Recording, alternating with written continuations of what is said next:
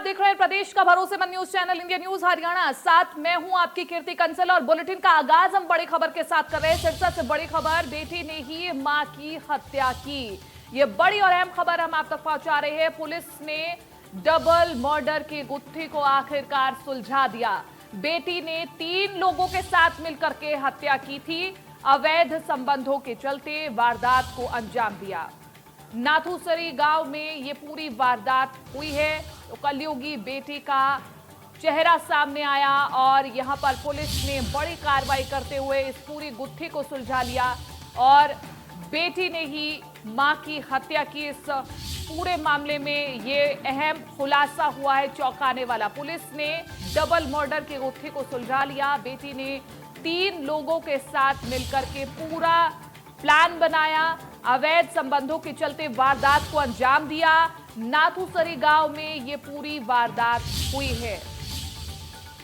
तो ये एक बड़ी खबर जिसमें एक कलयुगी बेटी का चेहरा, नापाक चेहरा सामने आया। पुलिस ने डबल मर्डर की गुत्थी को सुलझाते हुए ये बड़ा खुलासा किया कि बेटी ने 3 लोगों के साथ मिलकर के ये साजिश रची और अपनी ही मां को मौत के घाट उतार दिया। तो ये अहम जानकारी हम आप तक पहुंचा रहे हैं। नाथूसरी गांव में वारदात हुई है। अब पुलिस आगे की कार्रवाई करेगी, पूछताछ होगी और उसके बाद जो भी मुकम्मल सजा होगी वो मिलेगी दोषियों को। पुलिस ने डबल मर्डर की गुत्थी सुलझा ली है।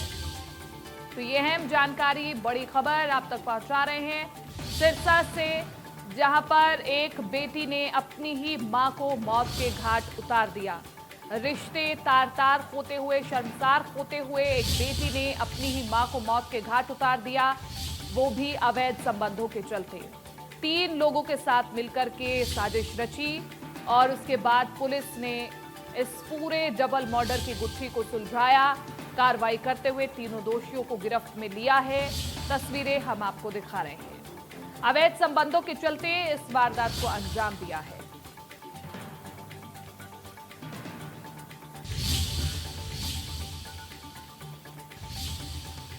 तो सिरसा से अहम खबर आप तक पहुंचा रहे हैं। एक बेटी ने अपनी ही मां को मौत के घाट उतार दिया, अपनी ही मां की जान ले ली, अपनी ही मां की हत्यारी बन गई।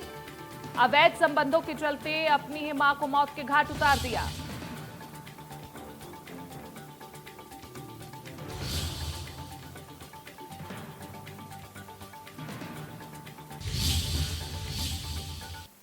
बहाली की मांग को लेकर के पीटीआई का धरना जारी है और पीटीआई के समर्थन में कई सामाजिक संगठन आ गए हैं। ये बड़ी जानकारी और बड़ी अपडेट हम आप तक पहुंचा रहे हैं। 18 जुलाई को जींद में सर्वखाप महापंचायत और पंचायत के फैसले पर टिकी है पीटीआई की निगाहें। पंचायत में बनाई जाएगी आगामी आंदोलन की रणनीति। पिछले 30 से 31 दिनों से ये पीटीआई टीचर्स धरने पर बैठे हैं और लगातार अपनी मांगों को लेकर के अड़े हुए हैं। सरकार से यही मांग कि जल्द से जल्द उनकी बहाली की जाए। सरकार इस मूड में नजर नहीं आ रही है। इससे पहले इन पीटीआई टीचर्स ने 89 विधायकों को ज्ञापन सौंपा था और ये आश्वासन दिया था कि वो हाई कमान के आगे इनकी आवाज को रखेंगे, लेकिन सरकार इस मूड में नजर नहीं आ रही है। लेकिन इसमें एक बड़ी अपडेट हम आपको दे रहे हैं कि खाप पंचायतें इनके समर्थन में आई हैं।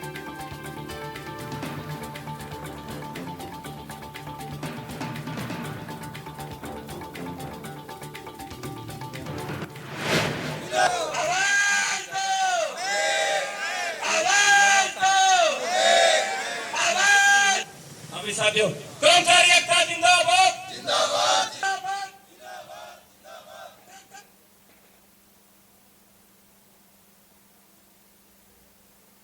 इधर रतिया में यूजीसी के खिलाफ सड़क पर उतर गए हैं स्टूडेंट्स और परीक्षा रद्द करने की मांग कर रहे हैं। यूजीसी के खिलाफ स्टूडेंट्स का प्रदर्शन, कोरोना की वजह से सिलेबस पूरा नहीं हुआ है और बिना परीक्षा सभी छात्रों को प्रमोट करने की मांग, ये मांग रखी जा रही है इन स्टूडेंट्स की ओर से। यूजीसी के खिलाफ प्रदर्शन किया जा रहा है। स्टूडेंट सड़कों पर उतर गए हैं, हाथों में बैनर आप देख सकते हैं, नारेबाजी की जा रही है और लगातार ये मांग की जा रही है कि बिना परीक्षा के ही इन्हें प्रमोट कर दिया जाए। रतिया में यूजीसी के खिलाफ सड़क पर उतर चुके हैं स्टूडेंट्स और वो कह रहे हैं कि कोरोना की वजह से इनका सिलेबस पूरा नहीं हुआ है और इस बीच परीक्षा करवाना इनके लिए एक गलत निर्णय है और इसलिए ये कह रहे हैं कि बिना परीक्षा के ही हम सभी को प्रमोट किया जाए, इसलिए सड़कों पर उतर करके ये प्रदर्शन कर रहे हैं, नारेबाजी कर रहे हैं, हाथ में बैनर्स भी लिए हुए हैं। यूजीसी के खिलाफ नारेबाजी और प्रदर्शन। परीक्षा रद्द करने की मांग की जा रही है और हवाला दिया जा रहा है कि कोरोना के चलते इनका सिलेबस पूरा नहीं हुआ है। इस बीच क्या कदम यूजीसी उठाएगा, क्या इनकी मांगों को माना जाएगा या फिर कुछ और विकल्प निकाला जाएगा, इस पर निगाहें सभी की हैं। लेकिन ये अहम जानकारी हम आप तक पहुंचा रहे हैं। स्टूडेंट्स इस वक्त सड़कों पर उतर आए हैं और यूजीसी के खिलाफ प्रदर्शन कर रहे हैं।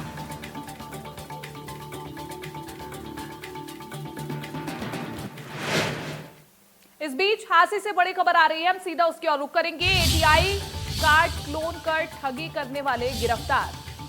एटीआई कार्ड क्लोन कर ठगी करने वाले गिरफ्तार हो गए हैं। राम सिंह कॉलोनी से आरोपी को गिरफ्तार किया गया है।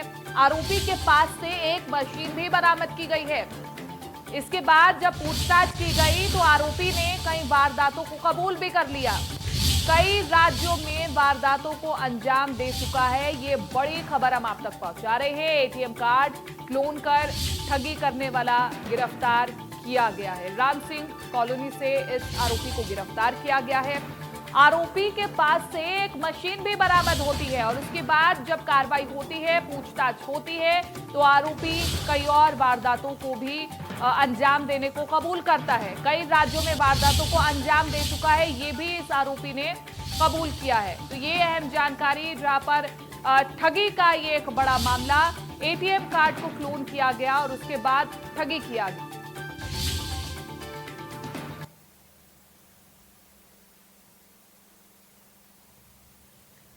तो ये हांसी से एक अहम जानकारी हम आप तक पहुंचा रहे हैं, जहां पर ठगी का एक मामला और ये तस्वीरें हम आपको दिखा रहे हैं। इस आरोपी को गिरफ्तार किया गया है और इसके बाद पुलिस ने कार्रवाई करते हुए इस आरोपी से पूछताछ की और पूछताछ में इसने यह कबूला कि और भी कई बड़ी वारदातों को इसने अंजाम दिया है। इस बीच करनाल से एक और बड़ी खबर हम आप तक पहुंचा दें। तरावड़ी गैंग रेप का ये पूरा मामला। करनाल पहुंची महिला आयोग की टीम और गैंगरेप मामले में पुलिस की जांच पर पूछताछ आगे जारी है। करनाल पहुंच चुकी है महिला आयोग की टीम। वारदात को लेकर के पुलिस के आला अधिकारियों से भी बातचीत चल रही है। करनाल के तरावड़ी गैंगरेप के मामले में महिला आयोग भी सक्रिय होते हुए और तरावड़ी गैंगरेप मामले में एक आरोपी भी कोरोना पॉजिटिव पाया गया है। गैंगरेप के 8 आरोपियों की अभी तक भी गिरफ्तारी नहीं हुई है, इसलिए भी महिला आयोग सक्रिय होते हुए, पुलिस अधिकारियों से पूछते हुए, बातचीत करते हुए और इस पूरे मामले पर स्टेटस लेते हुए करनाल पहुंच चुकी है महिला आयोग की टीम। पुलिस की जांच पर सवाल भी कई खड़े हो रहे हैं कि अभी तक 8 आरोपियों को गिरफ्तार क्यों नहीं किया गया है। स्कूल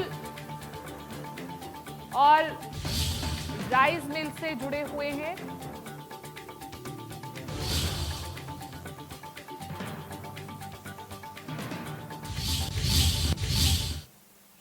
बोर्ड और आज जो करनाल के 2 हाई प्रोफाइल जो गैंगरेप के मामले हैं उनके बाद जांच करने आई हैं। उनसे पूछते हैं कि अभी तक जो है जांच कहाँ तक पहुंची है, उन्होंने किस से मुलाकात की।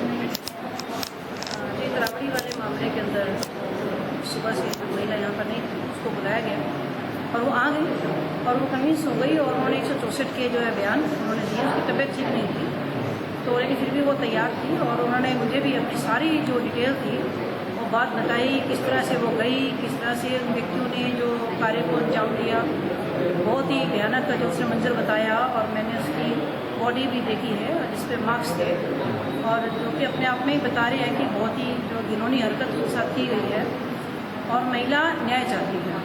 कुछ र्यूमर थे कि कहीं कुछ मिली भगत ना हो, कुछ पैसों का लेन देन ना हो जाए, कहीं कुछ ऐसा। मैंने स्पष्ट रूप से महिला को पूछा तो कहती मुझे तो न्याय चाहिए।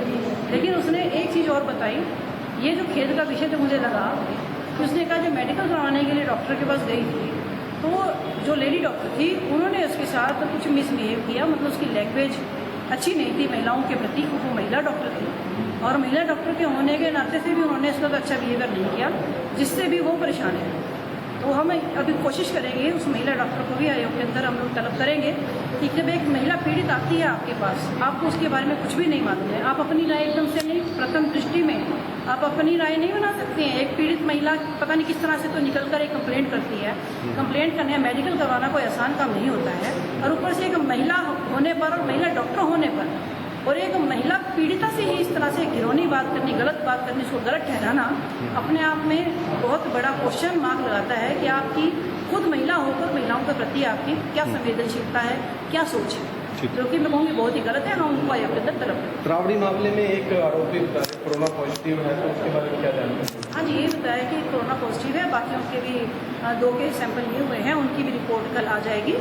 और बाकी जैसे इसकी स्टेटमेंट होती है, इसकी गाड़ी की रिकवरी और गन की रिकवरी है, और यह जो लोग अरेस्ट की जो है ये जल्दी पूरा कर देंगे। मैडम, जो करनाल का स्कूल संचालक और तहसीलदार वाला मामला, उसमें क्या जाँच की? मैंने तहसीलदार को बुलाया था और उन्होंने अपना पक्ष रखा। वो तो उन्होंने जो बताया कि मेरा उनके साथ कभी भी कोई भी किसी प्रकार का कोई संबंध नहीं रहा है, कोई ज़मीन के मैटर में कोई आए हों तो ऐसे आए हों, और उन्होंने कहा कि मेरा कभी भी किसी प्रकार से भी ना तो स्कूल जो प्रशासन जो भी स्कूल के जो ऑनर है या कोई भी व्यक्ति हैं, उन लोगों से कोई मिलना नहीं हुआ, कभी ये गए नहीं हैं, जैसे इन्होंने मुझे बताया। तो मुझे इस पर तो कहीं ना कहीं डाउट मुझे भी लगता है कि हो सकता है कि कहीं ये प्लांटेड ना हो, ऐसा हो सकता है। लेकिन फिर भी जांच चल रही है, जब तक जांच पूरी ना हो, तो क्योंकि पहले तो लड़की की पूरी अच्छे से जांच चलेगी, उसकी जांच के अंदर जो तथ्य आएंगे उसके आधार पर इन दोषी के खिलाफ जो है कार्रवाई होगी। और स्पेशली मैंने बोला, जैसे इनकी जाँच होती है तो कम से कम तहसीलदार, जिसको कि कहीं ना कहीं अगर शक के घेरे में कहीं है भी सही है या गलत है, तो उस व्यक्ति को अगर कोई निर्दोष है तो उसको निर्दोष भी जल्द ही घोषित करना चाहिए, अगर कोई दोषी है तो भी जल्द घोषित करना चाहिए। क्योंकि अगर कोई व्यक्ति निर्दोष है और उसको दोषी बनाया जाए तो उसकी जो मानसिक स्थिति है उसके बारे में भी हमें सोचना चाहिए। किसी पुरुष होने का मतलब ये भी नहीं है कोई इल्ज़ाम लगाया उसको एकदम अंदर कर दो, उसकी भी मनस्थिति, उसके परिवार की मनस्थिति, उसकी मानहानि के बारे में भी सोचना चाहिए। लेकिन अगर वो दोषी है तो उसको जल्दी से जल्दी उसकी जो है प्रक्रिया इन्वेस्टिगेशन की पूरी करके उसके खिलाफ कार्रवाई करनी चाहिए, ताकि पीड़िता को इंसाफ हर एक को हक है। मानव अधिकार कहते हैं कि हर मानव को अधिकार है अपने लिए, स्वयं के लिए लड़ने के लिए, तो ये हर एक को अपना अधिकार मिलना चाहिए, न्याय मिलना चाहिए। बिल्कुल, ये थे हमारे साथ महिला आयोग की सदस्य नम्रता गौड़ी। उन्होंने कहा कि जो एक आरोपी है तहसीलदार के मामले में, वो यहाँ पर नहीं पहुँची है, कहीं ना कहीं शक के दायरे में। और वहीं जो त्रावड़ी का जो मामला है, उन्होंने कहा कि जो पीड़ित है उसके शरीर पर जो है ना काफ़ी जख्म पाए गए हैं, उसी को लेकर उन्होंने कहा कि दोनों मामलों की पूछताछ की गई है और पूरी जाँच चल रही है। फिलहाल देखना है कि पुलिस अब आरोपियों को कब तक अरेस्ट करती है। आपसे KCR इंडिया ने।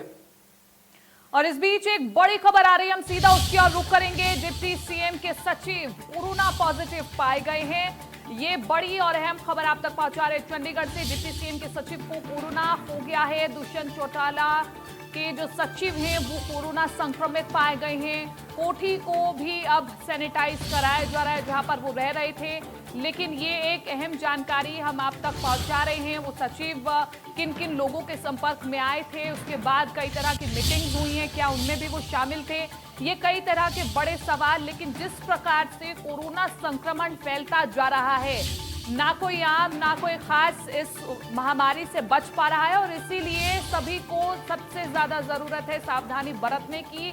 लेकिन ये अहम जानकारी हम आप तक पहुंचा रहे हैं, डिप्टी सीएम के सचिव को कोरोना हो गया है।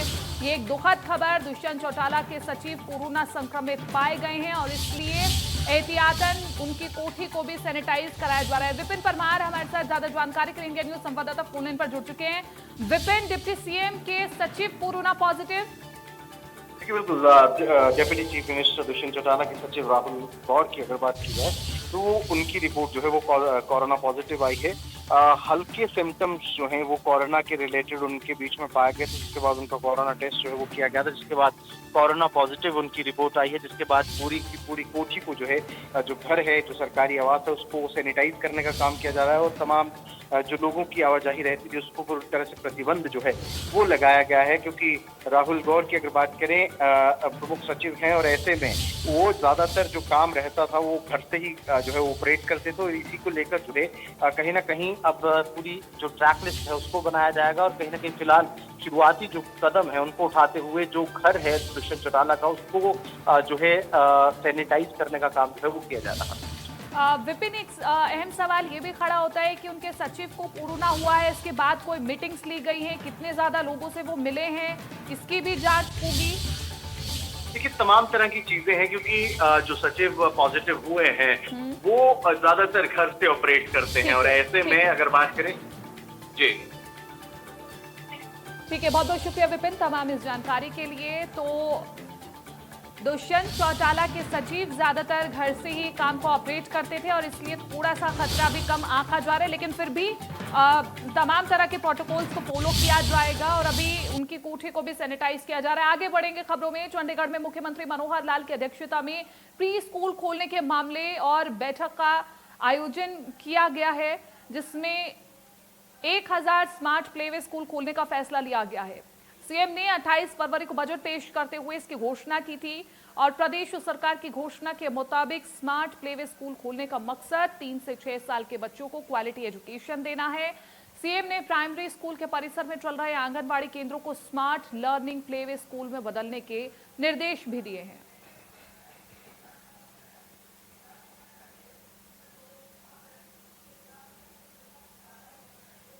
प्रदेश में अब 1000 स्मार्ट प्लेवे स्कूल खोले जाएंगे। ये मनोहर सौगात प्रदेश को दी गई है। 1000 स्मार्ट प्लेवे स्कूल खोले जाएंगे, जिसके लिए 3 से 6 साल के बच्चे यहां पर लाभान्वित हो सकेंगे और आंगनबाड़ी केंद्रों को ही स्मार्ट लर्निंग प्लेवे स्कूलों में तब्दील किया जाएगा। यानी कि तमाम वो सुविधाएं आंगनबाड़ी केंद्रों में दी जाएंगी, जिससे कि कई बच्चों को इससे लाभ मिल पाएगा। एनिमेशन और ऑडियो विजुअल के जरिए बच्चों को पढ़ाया जाएगा, खेल गतिविधियों के जरिए पढ़ाई होगी और आंगनवाड़ी केंद्रों में हायर एजुकेशन वाले टीचर्स की तैनाती भी की जाएगी। तो 1000 स्कूल खोले जाएंगे। 100 रुपए की, महज 100 रुपए फीस निर्धारित की गई है। SC ST छात्रों को फीस में अलग से छूट मिलेगी और ये एक मनोहर सौगात प्रदेश को मुख्यमंत्री मनोहर लाल की ओर से।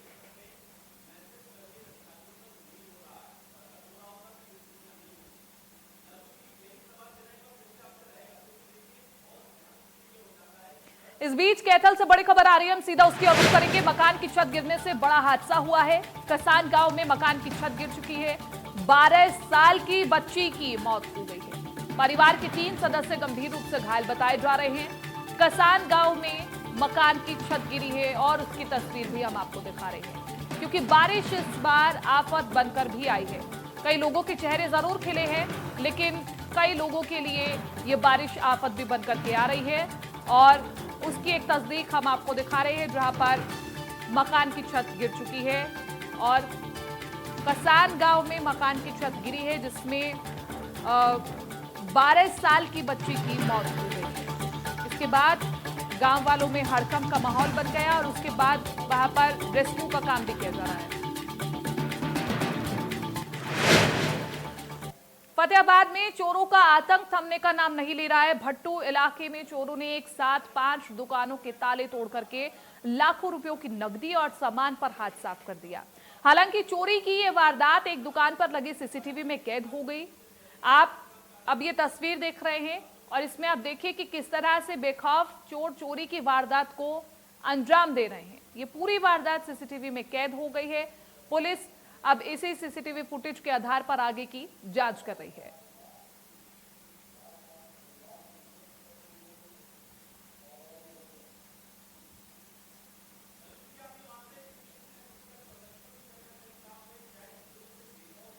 फिलहाल बुलेटिन में इतना ही। दीजिए इजाजत, नमस्कार।